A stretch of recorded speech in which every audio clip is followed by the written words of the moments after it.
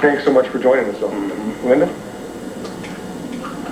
I've just been told we're going to be going to a tape, and since I haven't got anything to promo, I'm going to let you run that tape in a minute as I tell you that the orchestra tonight will be recreating a panorama of music from the state, beginning from the late 1880s up to the time of composition of our state song, Hail South Dakota, in 1943. Let's go to your piece that you've got there, Ron.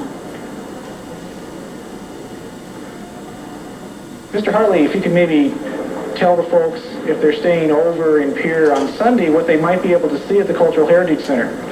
We have two special exhibitions here at the center that will be here till December 17th. One is the Missouri River, a Centennial exhibition, which is a show that was organized by the Dolph Fine Arts Center in Rapid City and is circulating around the state.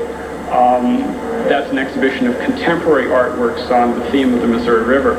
We also have a show from the Smithsonian Institution. You can see one of the quilts from the show in the background here. This show is about how older Americans pass their traditions on, their skills, their memories, to succeeding generations. And it's called the Grand Generation Memory, Mastery, Legacy.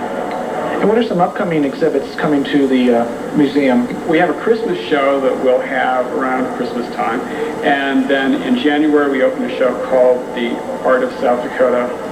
And we're going to be borrowing art objects from, by South Dakota artists from museums and private collectors all over the state for that show. And that will open around about January 10th and run through April. And also then we have a show of quilts by women from the Rosebud Reservation that will be running concurrently with that show.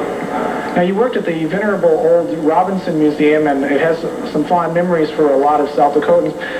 How will this facility better be able to help people who want to learn more about South Dakota history? Well, for researchers, there's room to work, for one thing, and there's the guarantee that the collections that they're working on will survive intact, which was not a sure thing in the Memorial Building. And of course, for museum visitors, we have five times the exhibit space that we had in the Memorial Building. There'll be a lot more that they'll be able to see, and the conditions for seeing them are much better, and the conditions, of course, for preserving them are much better. And you've had a big day today? We've had the largest attendance we've ever had, about 1,400 people so far, and we're not done yet. Mr. Harley, thank you very much. Thank you.